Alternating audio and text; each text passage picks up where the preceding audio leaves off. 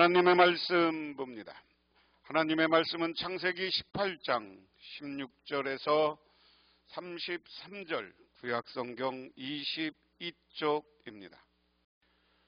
그 사람들이 거기서 일어나서 소돔을 향하고 아브라함은 그들을 전송하러 함께 나가니라. 여호와께서 이르시되 내가 하려는 것을 아브라함에게 숨기겠느냐? 아브라함은 강대한 나라가 되고 천하 만민은 그로 말미암아 복을 받게 될 것이 아니냐. 내가 그로 그 자식과 권속에게 명하여 여호와의 도를 지켜 의와 공도를 행하게 하려고 그를 택하였나니 이는 나 여호와가 아브라함에게 대하여 말한 일을 이루려 함이니라. 여호와께서 또 이르시되 소돔과 고모라에 대한 부르짖음이 크고 그 죄악이 심히 무거우니 내가 이제 내려가서 그 모든 행한 것이 과연 내게 들린 부르짖음과 같은지 그렇지 않은지 내가 보고 알려 하노라. 그 사람들이 거기서 떠나 소돔으로 향하여 가고 아브라함은 여호와 앞에 그대로 섰더라. 아브라함이 가까이 나아가 이르되 주께서 의인을 악인과 함께 멸하려 하시나이까? 그 성 중에 의인 50명이 있을지라도 주께서 그곳을 멸하시고 그 50인을 위하여 용서하지 아니하시리까? 주께서 이같이 하사 의인을 악인과 함께 죽이심은 부당하오며 의인과 악인을 같이 하심도 부당하니이다. 세상을 심판하시는 이가 정의를 행하실 것이 아니니까? 여호와께서 이르시되 내가 만일 소돔 성읍 가운데에서 의인 50명을 찾으면 그들을 위하여 온 지역을 용서하리라. 아브라함이 대답하여 이르시되 나는 티끌이나 새와 같사오니 감히 주께 아뢰 나이까? 50의인 중에 5명이 부족하면 그 5명이 부족함으로 말미암아 온 성읍을 멸하시리까? 이르시되 내가 거기서 45명을 찾으면 멸하지 아니하리까? 아브라함이 또 아뢰어 이르되 거기서 40명을 찾으시면 어찌하시려 하나이까? 이르시되 40명으로 말미암아 멸하지 아니하리라. 아브라함이 이르시되 내 주여 노하지 마옵고 말씀하게 하옵소서. 거기서 30명을 찾으시면 어찌하시려 하나이까? 이르시되 내가 거기서 30명을 찾으면 그리하지 아니하리라. 아브라함이 또 이르시되 내가 감히 내 주께 아뢰나이다. 거기서 20명을 찾으면 어찌하려 하시나이까? 이르시되 내가 20명으로 말미암아 그리하지 아니하리라. 아브라함이 또 이르시되 주는 노하지 마옵소서. 내가 이번만도 아뢰이다. 거기서 10명을 찾으면 어찌하려 하시나이까? 이르시되 내가 10명으로 말미암아 멸하지 아니하리라. 여호와께서 아브라함과 말씀을 마치시고 가시니 아브라함도 자기 곳으로 돌아가더라. 아멘. 아브라함을 방문했던 사람들을 그에게 할 이야기를 마치고 이제 소돔으로 다시 합니다. 아브라함을 방문했던 사람들은 이제 그에게 할 이야기를 마치고 이제 소돔으로 향합니다. 헤브론에서 소돔까지는 상당히 멀어서 성인 남자가 걸어서 하루 만에 도달하기는 어렵습니다. 아브라함은 세 사람이 헤브론에 도착했을 때 속히 영접하고 떠날 때 배웅하러 나가는 등 최선을 다해 손님을 접대합니다. 이때 하나님은 아브라함에게 당신의 계획을 숨기지 않고 말씀해 주십니다. 하나님의 비밀을 먼저 아는 것은 하나님의 선지자의 특징입니다. 하나님은 먼저 아브라함에게 강대한 나라가 되고 천하 만민은 그로 말미암아 복을 받을 것이라고 다시 말씀하십니다. 이는 창세기 15장에 기록된 소명의 반복입니다. 그런데 아브라함이 강대한 나라가 되기 위한 필요 조건이 있습니다. 앞서 사라에게 예언된 아들의 출산이 선행돼야 합니다. 강대한으로 번역된 말은 큰 위대한 뜻을 담고 있습니다. 이후 여호와께서 율법을 선포하실 때 이스라엘은 큰 나라라고 일컫습니다. 오늘 이야기를 보면 아브라함이 손님 3명을 영접했습니다. 그리고 이들이 아브라함으로부터 접대를 받은 이 사람들은 떠나서 소돔으로 간다고 했습니다. 그리고 아브라함에게는 하나님이 나타나서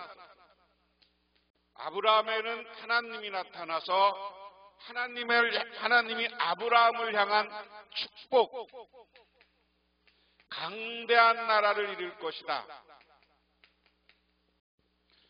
강대한 나라를 이룰 것이다 하는 거죠. 이것을 축복을 이야기하면서 이 소돔성의 심판을 말씀하신다 하는 게 오늘 내용입니다. 그럼 오늘 한 절 한 절 살펴보면 소돔의 죄악 그랬습니다. 그 사람들이 떠나려고 일어서서 소돔을 내려다보이는 대로 갔다. 아브라함은 그들을 바래다 주려고 함께 얼마쯤 걸었다. 그때 주님께서 말씀하셨다. 내가 앞으로 하려는 일을 어찌 아브라함에게 숨기랴. 아브라함은 반드시 크고 강대한 나라를 이룰 것이며 땅 위에 있는 나라마다 그로 말미암아 복을 받을 것이다. 오늘 여기에 재미난 표현이 있어요. 하나님이 아브라함에게 어떻게 내 이야기를 안 하겠냐?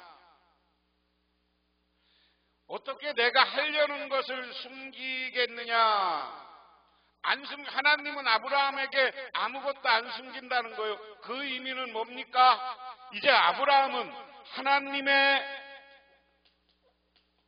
대행자 또는 하나님의 뜻을 준행하는 자. 아브라함의 위치가 이제 하나님의 뜻을 알고 하나님의 뜻을 실천해 나가는 사람이 돼. 왜냐? 그러면서 이유를 해요. 내가 이제 아브라함을 축복할 것인데 그를 강대한 나라로 만들 것이다. 이 나라를 만들어 가기 위해서는 내가 하나하나 단계가 있다. 그래서 앞에 너는 사라를 통해서 내년에 다시 올 것인데 이때쯤 올 것인데 그가 아들을 낳을 것이다 라는 선언. 그리고 아브라함이 강대한 나라를 만들고 아브라함의 후손들이 만드는 나라를 땅 위에서 섬기는 나라마다 아브라함 후손들로 인해서 복을 받게 될 것이다 하는 게 18절이에요. 내가 아브라함을 선택한 것은 그가 그 자식들과 자손을 가르쳐서 나에게 순종하게 하고 옳고 바른 일을 하도록 가르치라는 뜻에서 한 것이다. 그의 자손이 아브라함에게서 배운 대로 하면 나는 아브라함에게 약속한 대로 다 이루어 주겠다. 자, 오늘 이야기는 다시 말하면 하나님은 아브라함과 아브라함의 후손을 축복해 주겠다. 그리고 이 축복받은 이 민족은 하나님의 대행자, 하나님의 뜻을 이루어가는 사람들이다. 그러면서 오늘 중요한 거예요. 하나님의 뜻을 준행하는 사람. 그리고 아브라함은 지금처럼 하나님의 뜻을 어떻게 준행하고 가르치고, 준행이라는 것 속에는 가르치고 실천하게 만들어라. 이렇게 너희 후손들이 나의 말씀을 다 준행하고 가르치고 실천할 때 축복해 주는데 강대한 나라를 이루어 주겠다. 그러면서 주님이 또 말씀하셨다. 소돔과 고모라에서 들려오는 저 울부짖는 소리가 너무 크다. 그 안에서 사람들이 엄청난 죄를 저지르고 있다. 이제 내가 내려가서 거기에서 벌어지는 모든 악한 일이 정말 나에게 들려오는 온 울부짖음과 같은지 알아보겠다. 우리가 재밌는 신학적 용어가 있어요. 신인동행론이라는 말이 있습니다. 신인동행. 하나님과 사람이 같이 행동한다 하는 거예요. 구약성경에는 여러 가지 이야기 속에서 하나님이 사람과 같이 행동해, 사람하고 같이 걷기도 하고 이야기도 하기도 하는 게 이런 걸 보고 우리는 신의 동행론이라고 해요. 그래서 오늘 이야기는 하나님과 지금 소돔 아브라함이 같이 하는 거예요. 소돔에 먼저 하나님의 천사를 보냈어요. 사람의 손님의 모습으로 한 사람들. 그리고 여호와는 지금 가지 않고 오늘 아브라함과 동행하면서 대화를 이야기하는 거예요. 아브라함과 대화하는데 그 대화 첫 번째는 내가 너 민족을 내가 앞으로 할 계획을 너한테 다 얘기해 주겠다.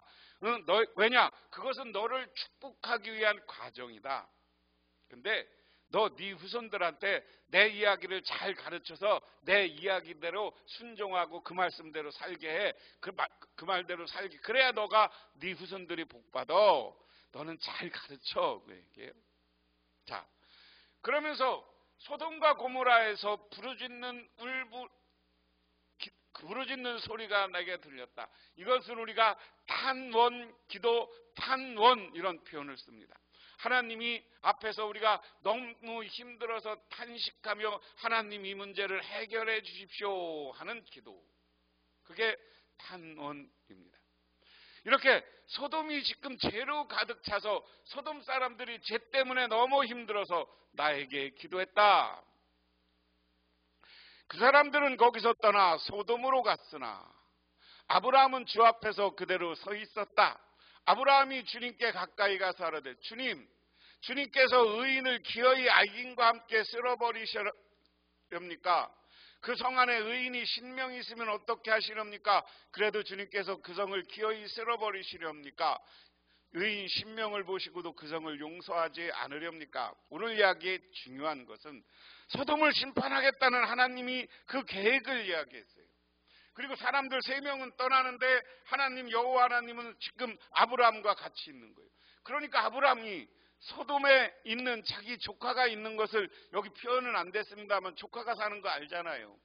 그러니까 하나님한테 묻는 거예요. 하나님 진짜 다 쓸어버리겠습니까? 거기 의인 하나님을 믿는 사람, 여기서 의인이라는 말은 여러분 늘 의인이라는 말은 내가 여러분한테 항상 설명했어요. 의인이라는 것은 하나님께 인정받는 사람이야. 바르다고 잘 하나님의 뜻에 순종하면서 산다고 인정받는 사람이야. 하나님이 보시기에 하나님이 인정하는 사람, 신명이 있으면 어떻게 하겠습니까? 계속 물어요. 용서하지 않으시렵니까? 그러니까 그처럼 의인의 악인과 함께 죽게 하시는 것은 주님께서 하실 일이 아닙니다. 의인을 악인과 똑같이 보시는 것도 주님께서 하실 일이 아닌 줄 압니다.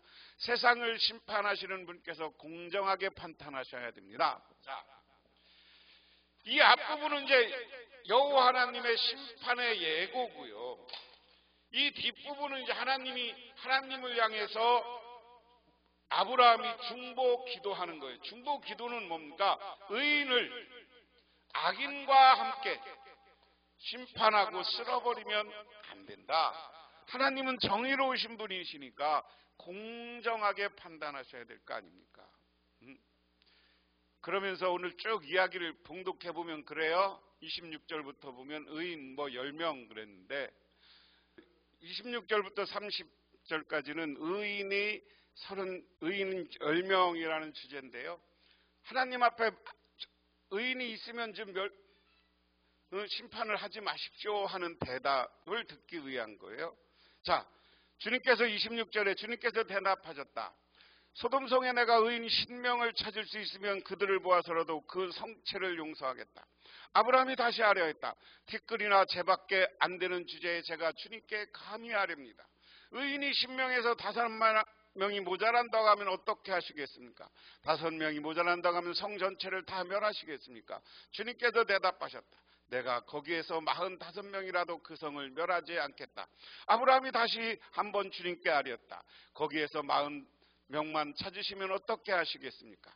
주님께서 대답하셨다. 그 40명만 모아서 내가 그 성을 멸하지 않겠다. 아브라함이 또 아뢰었다. 주님 노하지 마시고 제가 말씀드리는 것을 허락하여 주시기 바랍니다. 거기에서 30명만 찾으면 어떻게 하시겠습니까? 주님께서 대답하였다. 거기에서 30명만 찾아도 내가 그 성을 멸하지 않겠다. 아브라함이 다시 아내야랬다. 감히 주님께 아뢰옵니다. 거기서 20명만 찾으면 어떻게 하시겠습니까? 주님께 대답하였다. 주님 20명을 보아서라도 내가 그 성을 멸하지 않겠다.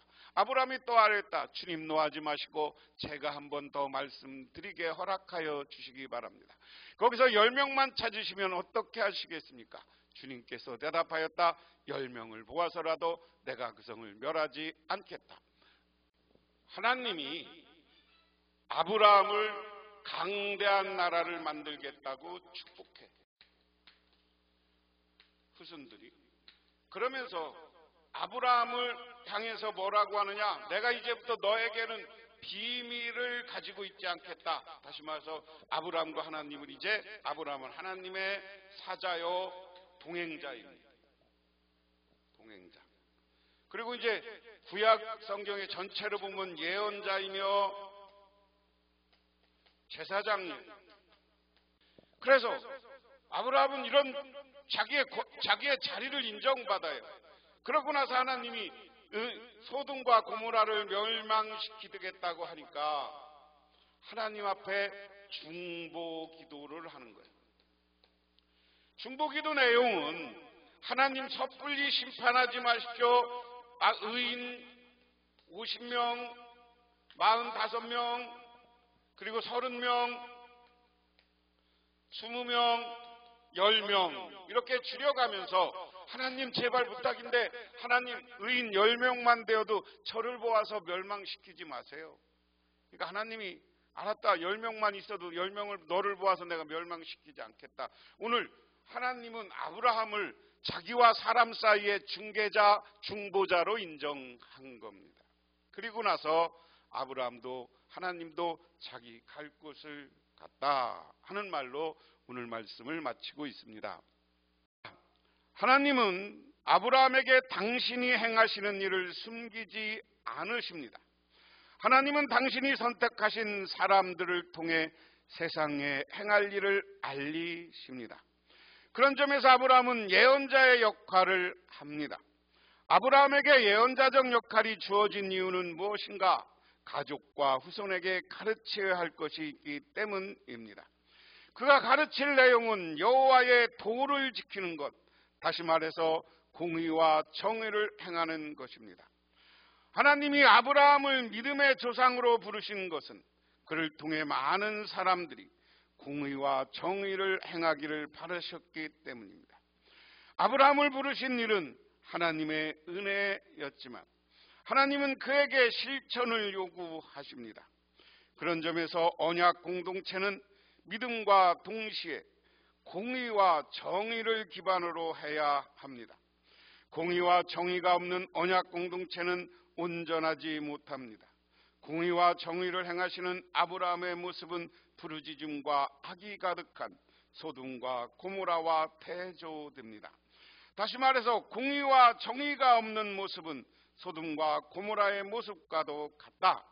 아브라함은 소돔의 심판에 관해 말씀하시는 하나님에게 의인도 함께 멸망받아야 하느냐고 질문하고, 이 질문은 개인 신앙을 토대로 합니다. 한 성읍에서 타락할지라도 노아의 경우처럼 그 안에 있는 의인은 구원받아야 한다는 것이 아브라함의 논리입니다. 그런 점에서 아브라함의 논리는 소수의 구원입니다. 하지만 하나님은 소수의 의인이 있다면 소돔 전체를 멸망하지 않겠다고 말씀하십니다. 소수의 의로움이 하나님을 통해 공동체에 확산되어 성읍 전체가 구원받을 수 있다는 논리입니다. 이야기 속에는 소수의 의인이 악한 사람들을 중개하고 하나님 앞에 중보 기도 드리면 하나님은 용서할 수 있다는 가능성을 이야기하는 겁니다. 그러므로 저와 여러분은 하나님의 택함받은 사람으로서 악인들을 구원할 수 있는 자격을 부여받은 사람으로 오늘 세상에 나가 복음을 전하고 악인을 돌아오게 하는 저와 여러분이 되기를 바랍니다.